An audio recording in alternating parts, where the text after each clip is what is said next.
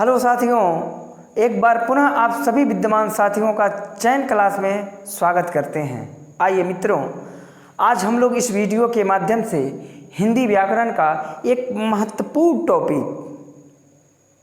पर चर्चा करेंगे, जिस टॉपिक का नाम है संधि। बहुत से विद्यमान साथियों का मानना है कि जो संधि है वो हिंदी व्याकरण का बड़ा ही कठिन बिंदु है, परंतु मित्रों आप लोगों को बता देना चाहता हूँ कि हिंदी व्याकरण का जो संधि है वह कठिन बिंदुओं में शामिल नहीं है। हिंदी व्याकरण में मात्र एक ही कठिन बिंदु है, जिस बिंदु का नाम है वाक्य शुद्धि। तो चाहे आप जो भी कॉम्पिटिटिव एग्ज़ाम की तैयारी करते हों, जैसे यूपी पुलिस, एसआई, पटवार, यूजीसी नेट, रीट इत्यादि एग्ज़ामों की तैयारी अगर आप कर रहे हैं, जिन एग्ज़ामों में हिंदी सिलेबस को रखा गया है, तो उस बिंदुओं के लिए जो हिंदी व्याकरण का ये संधि बिंदु है, वहाँ से इन सभी एग्ज़ामों में कम से कम 4 से 5 नंबर आने की संभावना बने रहते हैं। तो आइए मित्रों, आज हम लोग इस वीडियो के माध्यम से हिंदी व्याकरण की जो महत्वपूर्ण टॉपिक है संधि, इस पे हम लोग चर्चा करेंगे और संपूर्ण बिंदुओं पर इस पे विस्तार रूप से चर्चा किया जाएगा। और जो विद्वान ये मानते हैं कि ये जो संधि है वो हिंदी व्याकरण का एक महत्वपूर्ण और कठिन बिंदु है, तो वो लोग अपने जहन से इस कठिन शब्द को निकाल देंगे, क्योंकि मित्रों आप जानते हैं कि कठिन बिंदुओं में उन्हें शामिल किया जाता है जो वास्तव में कठिन होते हों। लेकिन आज हम लोग इस वीडियो के माध्यम से संधि, जो हिंदी व्याकरण का एक महत्वपूर्ण टॉपिक है, इस पे चर्चा की जाएगी। तो 2 पंक्ति आपके बीच में रखता हूँ जो आपको काफ़ी ऊर्जावान बनाएगा और आपके चेहरे पर मुस्कान लेकर आएगा।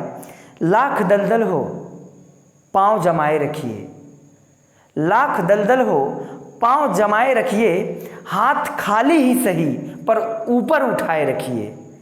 कौन कहता है कि चलनी में पानी नहीं रुकता, बर्फ बनने तक अंतिम हौसला बनाए रखिए। आइए मित्रों, आज का वीडियो आपके नाम शुरू करते हैं हिंदी व्याकरण का महत्वपूर्ण टॉपिक, जिस टॉपिक का नाम है संधि।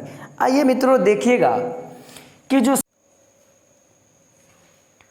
आइए मित्रों, अब हम वीडियो को प्रारंभ करते हैं और हिंदी व्याकरण का जो मोस्ट इम्पॉर्टेंट टॉपिक है संधि, इस पे विस्तार रूप से चर्चा करते हैं। देखिएगा मित्रों, आप पढ़े होंगे कि हम लोग 2 तरह से संधि को लिखते हैं। एक लिखने का तरीका ऐसा होता है और एक लिखने का तरीका ऐसा होता है। दोनों में अंतर क्या है?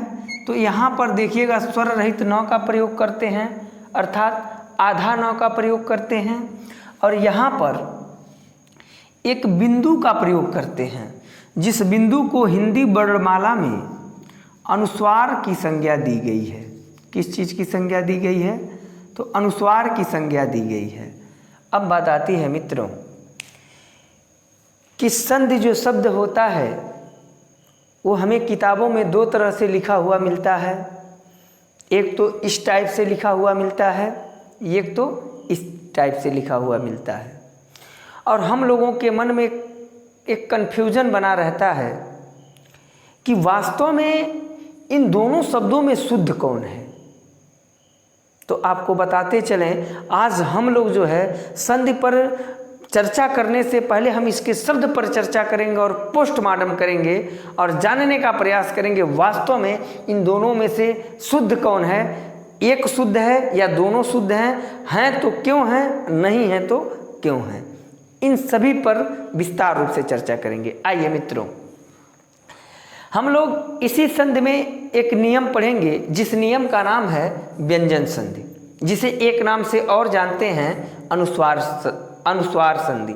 एक नाम से और जानते हैं जिसका नाम है स्वर रहित म का नियम। अब देखिएगा, सदैव जानिएगा मित्रों कि ये जो संधि होता है वो संधि दो पदों के योग से होता है। ये दो पद कौन कौन से होते हैं भाई? एक पद को हम कह सकते हैं प्रथम पद, दूसरे को कह सकते हैं द्वितीय पद, इसको कह सकते हैं पहला पद, इसको कह सकते हैं दूसरा पद। एक नाम और दे सकते हैं, इसको कह सकते हैं पूर्व पद और इसको कह सकते हैं परपद। तो प्रथम पद का अंतिम वर्ण, दूसरे पद का प्रथम वर्ण, इन्हीं दोनों वर्णों के मिलने से जो विकार उत्पन्न होता है उसी का नाम क्या होता है? संधि होता है मित्रों। तो इसको हम तीन नाम से जानते हैं। पहला, इसे तो प्रथम कह सकते हैं, तो दूसरे पद को क्या कहेंगे? द्वितीय पद। इसको कहेंगे पहला पद, तो इसको कहेंगे दूसरा पद। इसको यदि कहते हैं पूर्व पद, तो इसको कहेंगे परपद। ये बातें आप अपने जहन में रख लीजिएगा। अब हम आगे बढ़ते हैं दोस्तों। तो ये जो नियम है, जिसे व्यंजन का नियम, अनुस्वार का नियम और स्वर रहित म का नियम, ये कहता क्या है? तो ये कहता है प्रिय सज्जनों कि प्रथम पद के अंत में यदि स्वर रहित म हो और दूसरे पद में क से लेकर म तक कोई भी वर्ण या अक्षर हो, कहाँ से कहाँ तक? तो क से लेकर के म तक। आप जानते हैं कि क से लेकर के म तक के, क्योंकि आप लोग यदि वर्ण विभाग पढ़े होंगे तो आप परिचित होंगे कि क से लेकर के म तक क्यों अलग किया गया है और इन्हें एक नाम भी दिया गया है। इसे क्या नाम दिया गया है? तो इसे कहा गया है अस्पर्शी व्यंजन। इनका क्या नाम है? अस्पर्शी व्यंजन। इन्हें एक नाम से और जानते हैं जिसका नाम है वर्गीय व्यंजन। अब क्या होता है कि ये नियम कहता है कि प्रथम पद के अंत में यदि स्वर रहित म हो और दूसरे पद के प्रारंभ में यदि क से लेकर म तक का कोई भी वर्ण या अक्षर आता हो और ऐसे कंडीशन में इन दोनों बिंदुओं में जो परिवर्तन होता है उस परिवर्तन को हम दो तरह से लिख सकते हैं। अर्थात इस स्वर रहित म के स्थान पर एक तो हम अनुस्वार भी लिख सकते हैं। क्या लिख सकते हैं? तो अनुस्वार भी लिख सकते हैं। और इसी के जगह पर और क्या लिख सकते हैं? तो इसी के जगह पर मित्रों सामने के वर्ण के वर्ग का पांचवा वर्ण। अब देखिएगा, ये नियम कहता है कि प्रथम पद के अंत में यदि स्वर रहित म आता हो और दूसरे पद के प्रथम वर्ण कौन से वर्ण आ सकते हैं? तो क से लेकर के म तक। अगर क से लेकर के म तक का इनके सामने का कोई भी वर्ण या अक्षर आता हो तो उस वर्ग का पांचवा अक्षर आधा अर्थात स्वर रहित के रूप में लिखा जाएगा। कैसे? सर्वप्रथम हम शब्द को ही लेते हैं। जैसे ये शब्द लिखा गया है, जिस शब्द का क्या नाम है? संधि। तो आप जानते हैं कि संधि जो है वो दो शब्दों से मिलकर के बना है, एक सम, दूसरा धी।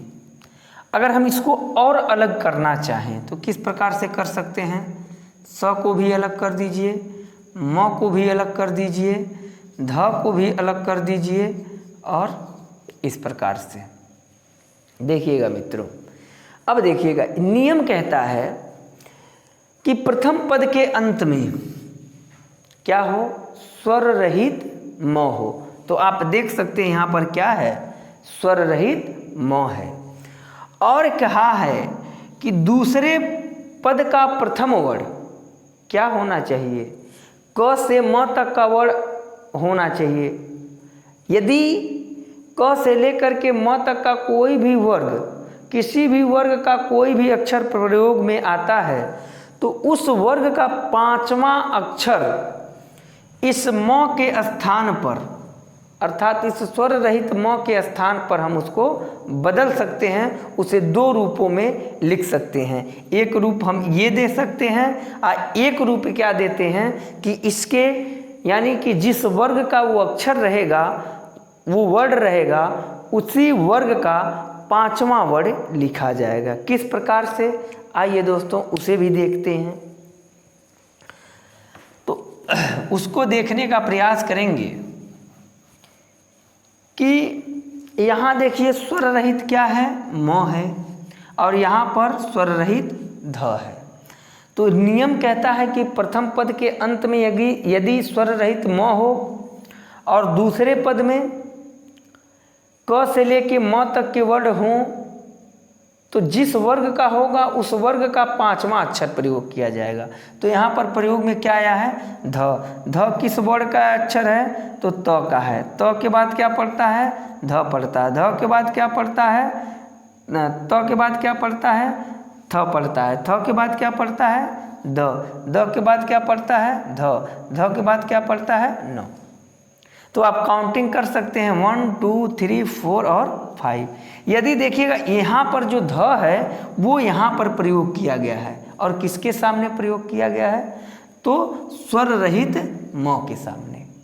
अब देखिएगा, तो कहा है रूल कि उस वर्ग का पांचवा अक्षर, ये जो पांचवा अक्षर न है, इसको हम स्वर रहित के रूप में लिखते हैं। किस प्रकार से, तो इसको देख लेते हैं मित्रों। इसको किस प्रकार से लिखते हैं, बदलाव करने के लिए बोला है दो तरह से करेंगे। किस प्रकार से, एक तो उस स्वर रहित म के स्थान पर क्या लिखेंगे, अनुस्वार को लिखेंगे, या उस स्वर रहित म के स्थान पर क्या करेंगे, आधा न लिखेंगे। तो आप देख सकते हैं मित्रों, इसका रूप यहाँ मिला और इसका रूप यहाँ मिला। तो आप लोगों के मन में इस शब्द को लेकर के जो भी कन्फ्यूजन था, हम उम्मीद करते हैं कि इस वीडियो के माध्यम से जो भी हमारे द्वारा तथा हमारे टीम के द्वारा जो भी आपको प्रोवाइड कराया गया और जो भी बताया गया, आप उससे संतुष्ट होंगे, और जो भी कन्फ्यूजन आपके दिमाग में संधि, ये दो शब्द संधि को लेकर के था, वो दूर हुआ होगा।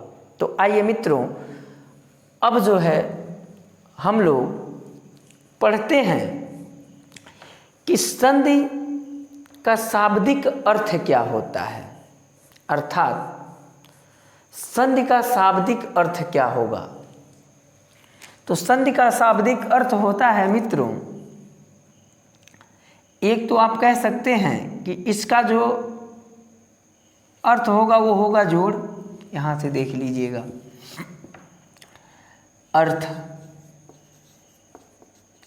अर्थ में क्या होगा, एक तो होगा मित्रता, आप मित्रता भी कह सकते हैं, और क्या कह सकते हैं, तो और आप इसे जोड़ भी कह सकते हैं, इसे आप समझौता भी कह सकते हैं, समझौता भी कह सकते हैं, आप इसे एग्रीमेंट भी कह सकते हैं इंग्लिश में। तो इसके शाब्दिक अर्थों से हमने परिचित हुआ, क्या क्या, कि इसका शाब्दिक अर्थ क्या होता है, तो मित्रता होता है, जोड़ होता है, समझौता होता है, मेल होता है। तो ये सभी अर्थ जो हैं वो किसके हैं, तो संधि के हैं मित्रों। यहीं पर हम अपने वीडियो का अंत करते हैं। मिलते हैं नेक्स्ट वीडियो में।